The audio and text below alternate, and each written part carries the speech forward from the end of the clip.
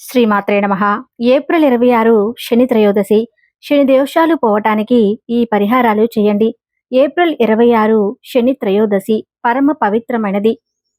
చైత్ర మాసంలో శని త్రయోదశి రావటం చాలా అరుదు.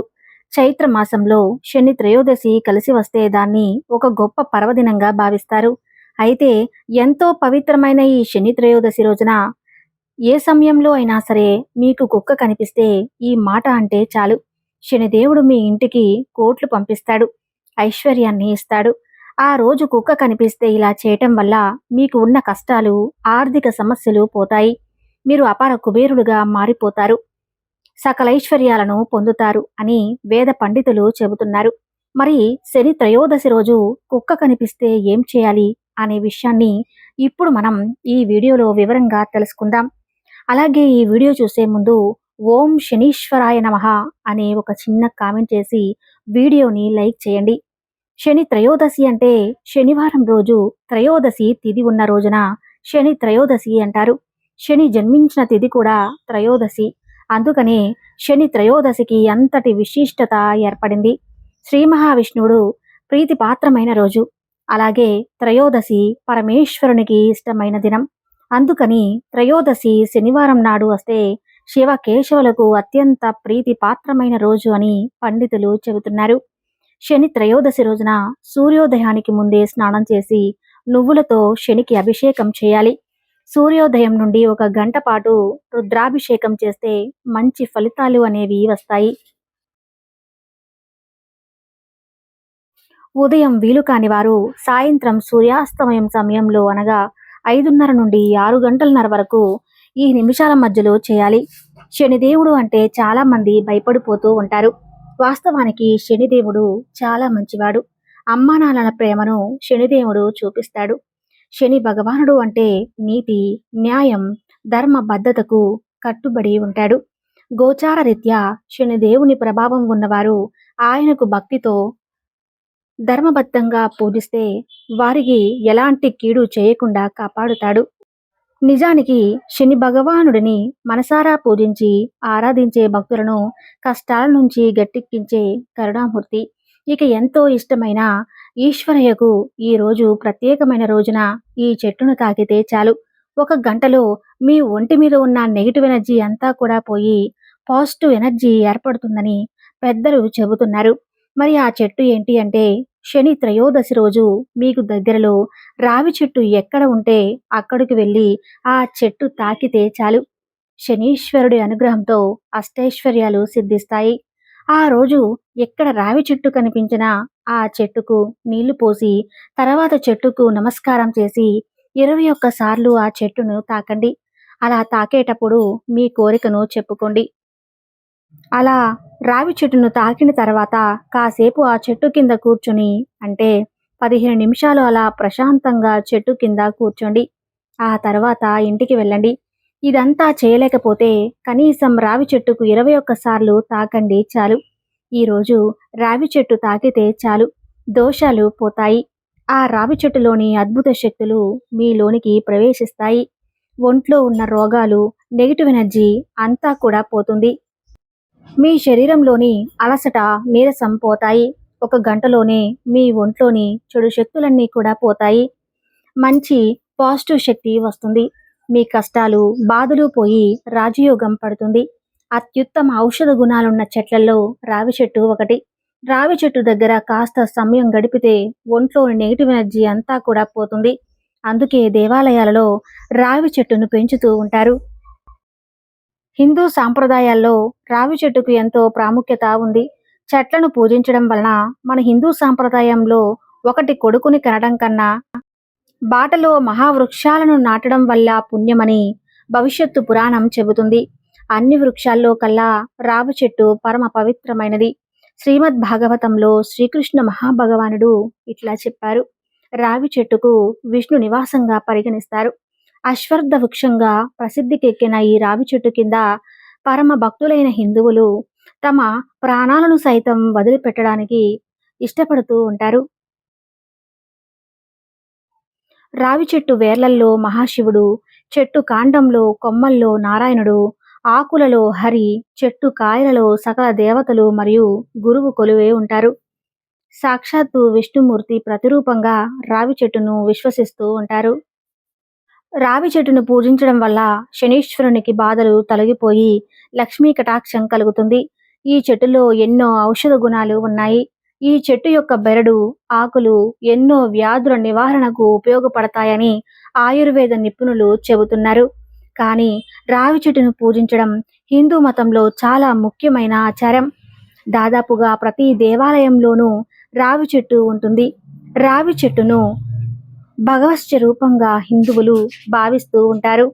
మన పురాణాలలో కూడా రావి చెట్టు గురించి ప్రస్తావన ఉంది. రాత్రిపూట కూడా ఆక్సిజన్ను అందించే అతి తక్కువ చెట్లల్లో రావి చెట్టు ఒకటి. రావి చెట్టు అనేక రోగాలను నయం చేస్తుంది. దానిలో ఉన్న హానికర బ్యాక్టీరియాను నాశనం చేస్తుంది. బ్రహ్మ, విష్ణు, పరమేశ్వరులను తమ దివ్య ఆయుధములను రావి చెట్టుపైన ఉంచుతారని పురాణ గాథలు చెబుతున్నాయి. ఒకసారి కష్టపడడం అలవాటైన వారికి సుఖపడటం చాలా తేలిక అవుతుంది.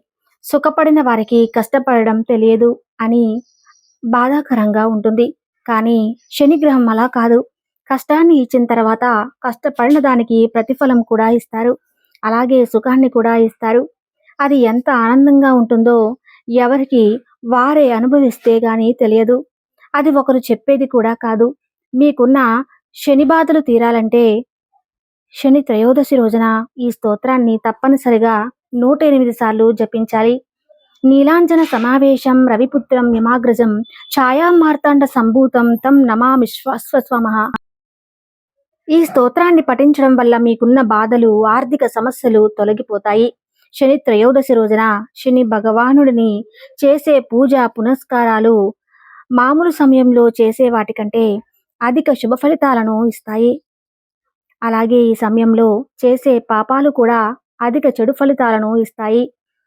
జాతకరీత్యా శని దశ బాగాలేని వారు, అంతర్దశలు జరుగుతున్నవారు, ఏలినాటి శని, అష్టమ శని, అర్ధాష్టమ శని వలన ఎవరైతే పీడింపబడుతున్నారో అటువంటి వారందరూ కూడా ఈరోజు శని పరిహారాలు అంటే నువ్వుల నూనెతో శనికి అభిషేకం చేయటం, ఉపవాసం ఉండటం, రావి చెట్టుకి ప్రదక్షిణలు చేసి ఆ ఆవరణలో దీపం పెట్టడం, కాకికి అన్నం పెట్టడం, నల్ల కుక్కలకు అన్నం పెట్టడం, నల్లని గొడుగును, నల్లని వస్త్రాలను, నల్లని నువ్వులను, తోలు వస్తువులను, నవధాన్యాలను, నువ్వుల నూనెను దానం చేయటం వలన మీకు మంచి ఫలితాలు అనేవి వస్తాయి.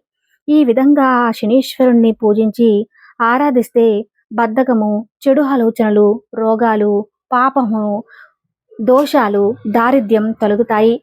అలాగే వృత్తిపరమైన సమస్యలు, వివాహంలో ఆటంకాలు, శత్రుభయము, కోర్టు సమస్యలతో ఉన్నవారి సమస్యలు కూడా తొలగిపోతాయి. శనిదేవుడు నీతిమంతుడు. చెడు చేస్తే చెడు ఫలితాలు, మంచి చేస్తే మంచి ఫలితాలు తీసుకురాగలడు. కాబట్టి తప్పు చేయని వారు శనిదేవుణ్ణి చూసి భయపడాల్సిన అవసరమే లేదు. ఎందుకంటే శనిదేవుడు ఎవ్వరిని అనవసరంగా బాధింపడు. శనిగ్రహం యొక్క తీవ్ర ప్రభావం లేదా దోషం తొలగిపోవాలంటే శని త్రయోదశి రోజు ఒక గిన్నెలో ఆవ నూనె లేదా నువ్వుల నూనె తీసుకుని అందులో మీ ముఖాన్ని చూసి ఆ నూనెను శనిదేవుని ఆలయంలో సమర్పించాలి. శనిదేవునికి నువ్వుల నూనెతో పాటు ఆవ నూనె కూడా చాలా ఇష్టం. కాబట్టి ఇలా చేయటం వలన శనిదేవుడు సంతోషిస్తారని పండితులు చెబుతున్నారు. ఎంతో పవిత్రమైన మరియు శనిదేవుడికి ఎంతో ఇష్టమైన ఈ త్రయోదశి రోజున కుక్క కనిపిస్తే ఈ మాట అనండి. మీ దశ తిరిగిపోతుంది. సకల ఐశ్వర్యాలు సిద్ధిస్తాయని శాస్త్రాలు చెబుతున్నాయి. కుక్కలు ప్రతి ఒక్కరి ఇంటి దగ్గరలో ఉంటాయి. వీధుల్లో తిరుగుతూ ఉంటాయి. గ్రామాలకు కాపలాగా ఉంటాయి. అందుకే కుక్కలను గ్రామ సింహాలుగా పిలుస్తుంటారు. వీధి కుక్కలకు ప్రతిరోజు ఏదో ఒక ఆహారం పడితే చాలా మంచిది అని మన శాస్త్రాలు కూడా చెబుతున్నాయి. కొంతమంది మూగ జీవాలైన కుక్కలను ఊరికే కొడుతూ ఉంటారు. వారిని హింసిస్తూ ఉంటారు. అవి ఏమీ చేయకపోయినా సరే వాటిని కొడుతూ ఉంటారు. కానీ అలా కుక్కను, ముఖ్యంగా వీధి కుక్కలను ఊరికే కొట్టడం ద్వారా శనిదేవునికి ఆగ్రహానికి గురవుతారు. కుక్కను బాధించే వారిని శనీశ్వరుడు ఖచ్చితంగా ఆ బాధితులను దానిలో ఎటువంటి సందేహం లేదు. వారిని కూడా ఎంతో బాధపెడతాడు. కాబట్టి ఎప్పుడూ కూడా వీధి కుక్కలను కొట్టవద్దు. కొడితే మాత్రం శనీశ్వరుడు కోపానికి గురవుతారని గుర్తుంచుకుని, శనిదేవునికి మూగజీవాలంటే చాలా ఇష్టం. ముఖ్యంగా కాకులు, కుక్కలు అంటే దేవునికి చాలా ఇష్టం. కాకిని దేవుని వాహనంగా చెబుతారు. శని త్రయోదశి రోజు మీకు ఏ సమయంలోనైనా వీధి కుక్కలు కనిపిస్తే వాటికి ఉప్పు వేసి ఆహారంగా పెట్టండి. ఉప్పుని ఆహారంగా పెట్టడం వలన ఆ కుక్కలు మీపై విశ్వాసాన్ని కలిగి ఉంటాయి. ఉప్పు తిన్న విశ్వాసం అనే సామెత ఉంది కనుక ఈరోజు కల్లుప్పును పెట్టండి. ఉప్పు అంటే డైరెక్ట్గా ఉప్పు తీసుకుని వెళ్ళి కుక్కలకు పెడితే అవి తినవు. ముందు కొంచెం మనం తీసుకునే అంటే ఇంట్లో వండుకున్న అన్నం తీసుకుని అందులో అన్నంలో పాలను పెరుగునో కానీ కలపండి. పాలు పెరుగు లేకపోతే మీరు తినే వండుకున్న కూరలో అయినా సరే కలుపుకోవచ్చు.